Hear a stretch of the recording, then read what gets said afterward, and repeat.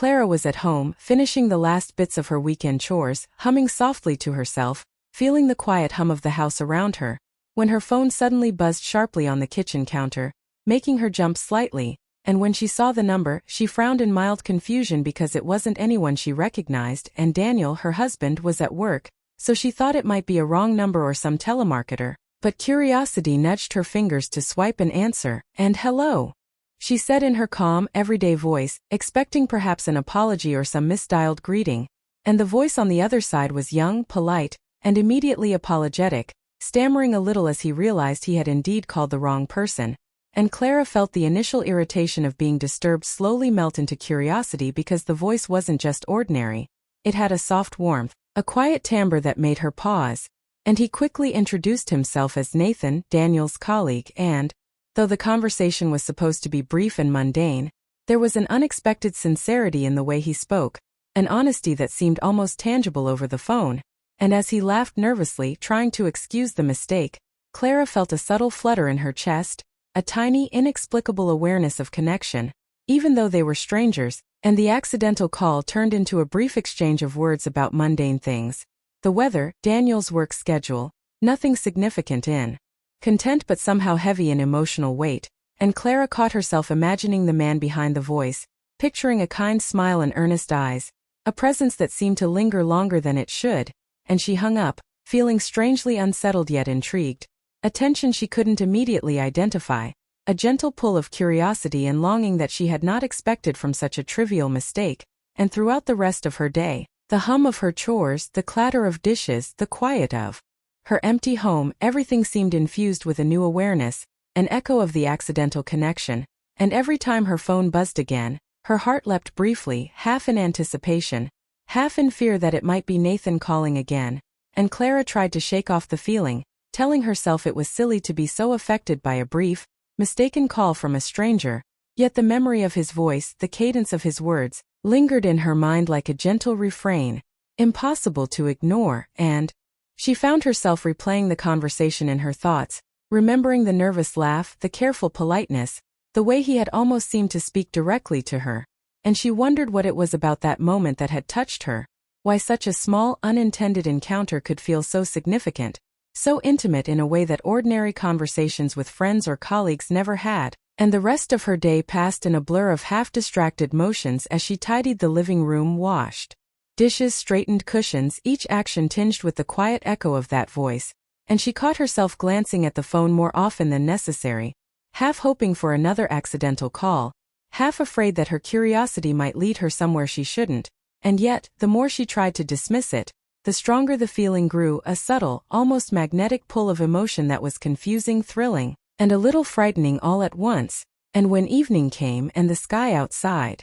her window shifted to soft oranges and deep purples, she found herself standing by the window, phone in hand, heart a little heavier than usual, replaying Nathan's words again and again, the simplicity of his apology and the way it had unexpectedly lingered, and she realized with a slight start that sometimes, life had a way of inserting unexpected moments of connection, small interruptions that could change the color of an ordinary day,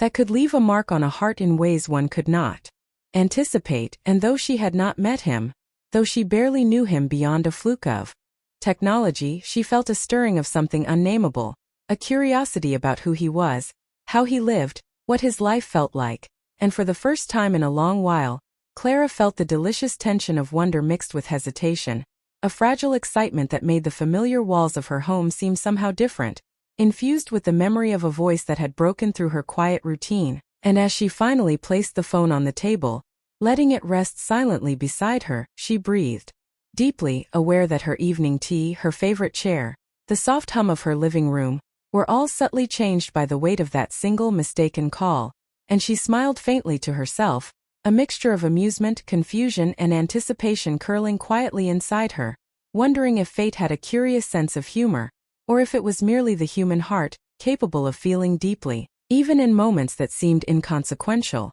And as the night deepened, shadows stretching across the walls, Clara felt a gentle ache of longing, a tender, inexplicable pull toward someone she had never met, and she whispered softly to herself, almost laughing at the absurdity, "How can a wrong number feel so right?" And the thought lingered in her mind as she turned off the lights, climbed into bed, and closed her eyes, knowing that tomorrow and perhaps the days after, the echo of Nathan's accidental words would quietly follow her, a soft, persistent thread of curiosity, warmth, and the subtle thrill of an unexpected connection. Days passed, but Clara couldn't stop thinking about Nathan's voice, the accidental call, and the curious warmth it had left in her chest, a gentle, persistent echo that tugged at her thoughts even as she moved through the motions of daily life, making her coffee in the morning, arranging the flowers on the dining table, and even while she folded laundry, every mundane action tinged with an undercurrent of anticipation and quiet longing, and she found herself replaying the conversation endlessly, imagining Nathan's expressions, the subtle nervousness in his tone, and she realized how strange it was that a stranger, connected to her husband only through work, could leave such an imprint on her mind. Yet the memory was vivid, a small, undeniable flame that refused to be ignored,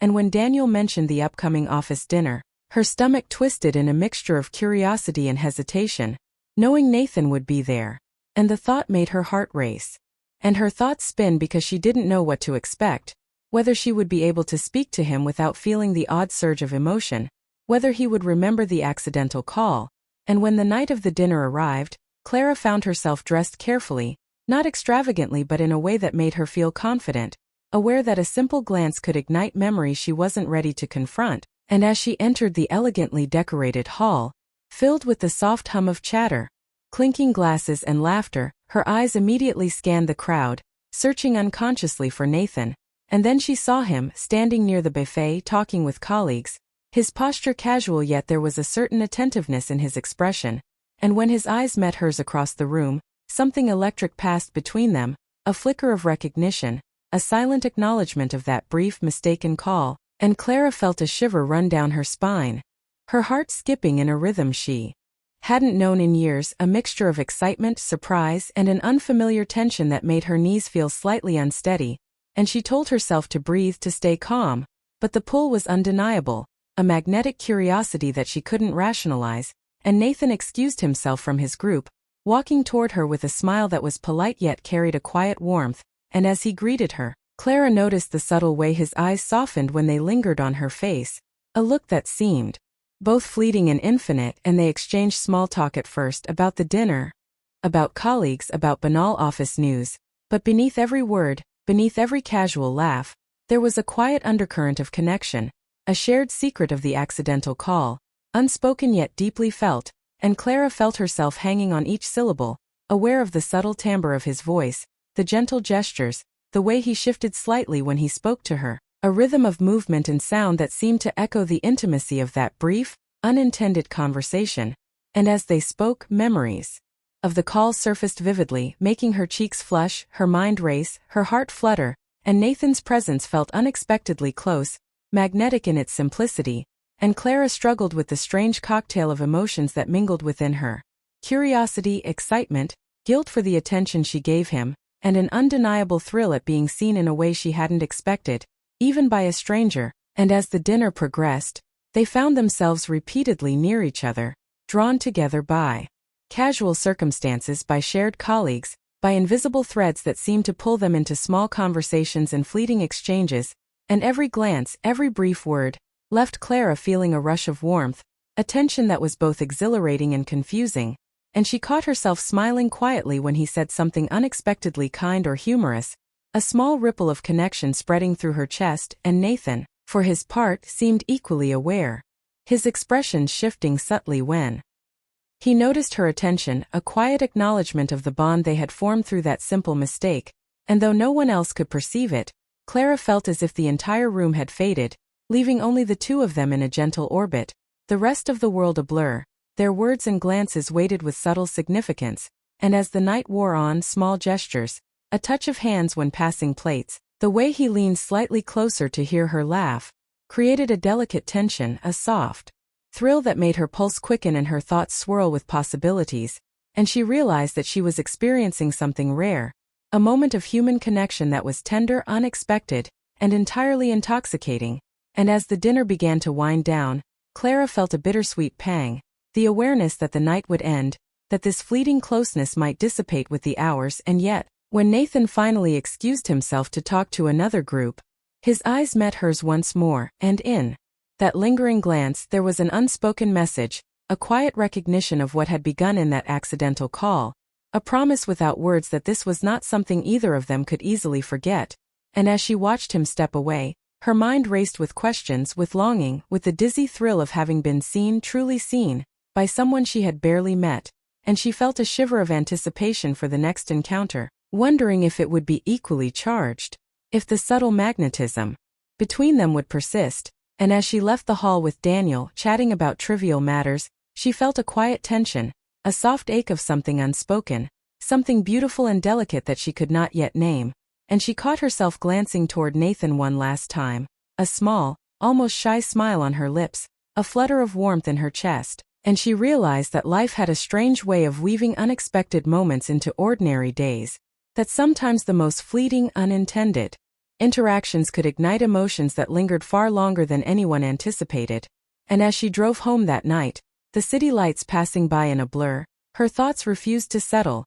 replaying each word, each glance, each subtle gesture, and she understood that something had shifted in her heart, a quiet awareness that the accidental call was only the beginning of a story that neither time nor circumstance could easily contain, and she whispered to herself in the darkness, a mix of wonder and hesitation, "I don't know where this will lead, but I can't ignore it." And with that she felt the faint thrill of possibility, the soft tension of longing, and the undeniable knowledge that life had just opened a door she could not yet step through, leaving her heart poised on the edge of anticipation, suspended between what was, what might be, and the delicate beauty of emotions that were entirely new, entirely unexpected, and entirely real. Weeks passed since the office dinner, and Clara found herself constantly thinking about Nathan, replaying their conversations, the accidental call, the fleeting glances, and the subtle, undeniable tension that had built between them, a tension that was entirely unspoken but somehow tangible,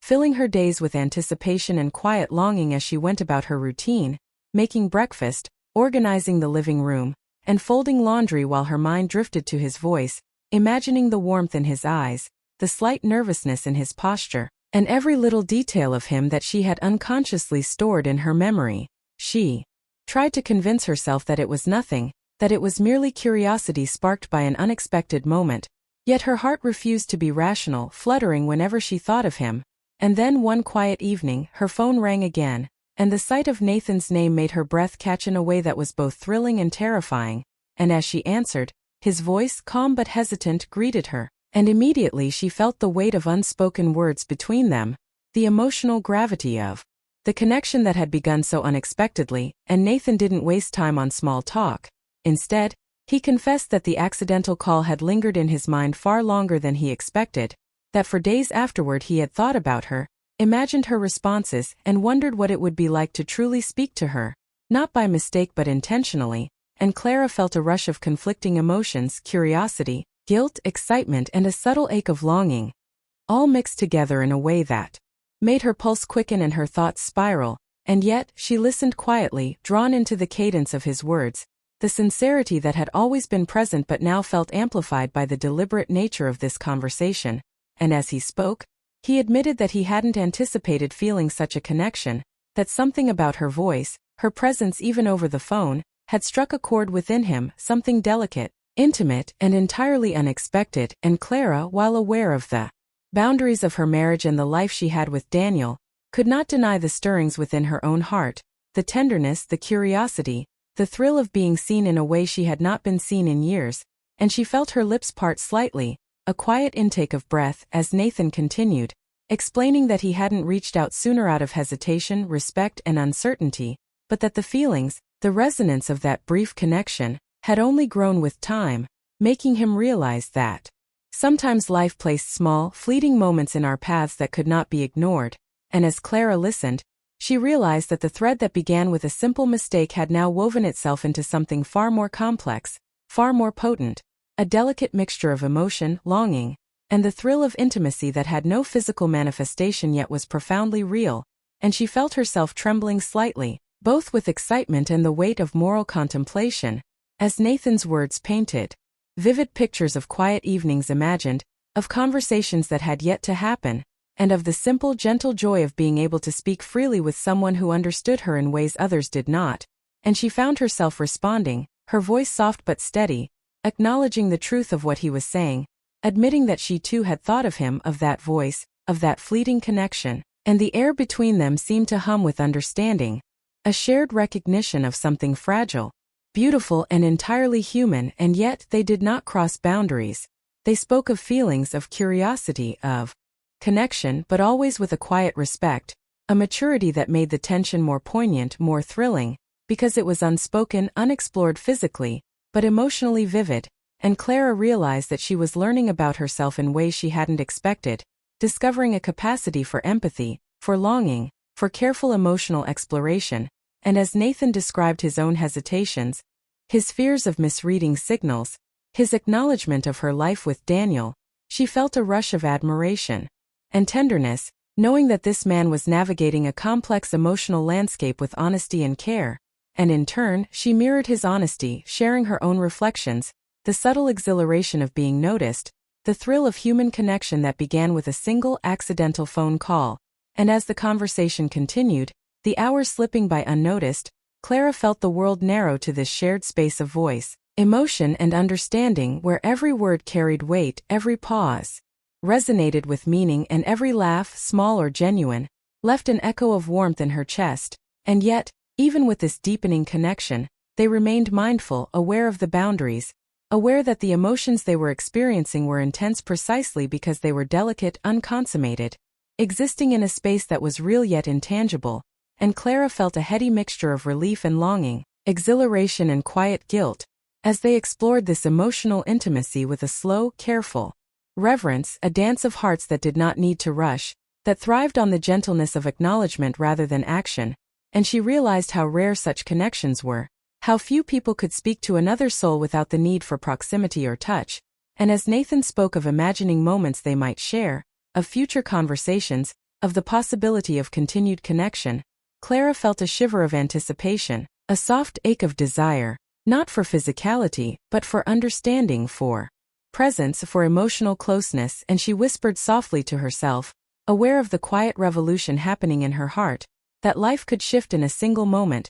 that emotions could bloom unexpectedly, and that sometimes, the smallest mistakes carried the weight of destiny, and as the call finally ended, neither rushed, both lingering on the last words, savoring the final echoes, Clara placed the phone down and sat in quiet reflection, aware that she had just experienced a rare, delicate, and intoxicating encounter, a conversation that left her heart racing and her mind spinning with questions, with hope, with longing, and yet, the beauty of it lay in its restraint, its subtlety, its respect for the lives they both lived, and she understood that sometimes connection was about depth, about resonance, about being seen in ways that mattered far more than mere proximity, and as she gazed out the window at the stars beginning to pierce the night sky, she felt a profound mixture of gratitude, wonder, and a tender ache, knowing that the accidental call had evolved into something unforgettable, something that would remain in her heart, a secret joy, a quiet thrill, a story of emotional intimacy that existed in its own perfect, delicate space, and she whispered into the night, a smile curving on her lips. Some moments change you forever, even if they never fully touch the surface. And as she turned to prepare for the night, the warmth of Nathan's words lingered like a gentle flame, a reminder that life had a way of bringing unexpected beauty, of weaving subtle, unanticipated connections, and that sometimes, the heart recognized truth long before the mind could rationalize it, and in that quiet, reflective moment, Clara felt both the thrill and the peace of a secret understood only by two hearts, a bond invisible yet unshakably real, leaving her suspended in a tender anticipation of what life might yet reveal, a delicate thread of longing, wonder, and quiet joy stretching softly into the future, a story that had begun with a single mistaken call and now existed as a beautiful, unforgettable whisper in her heart, a reminder that the smallest moments could carry the heaviest weight of feeling, the most profound truths of human connection, and the quietest, most delicate forms of love.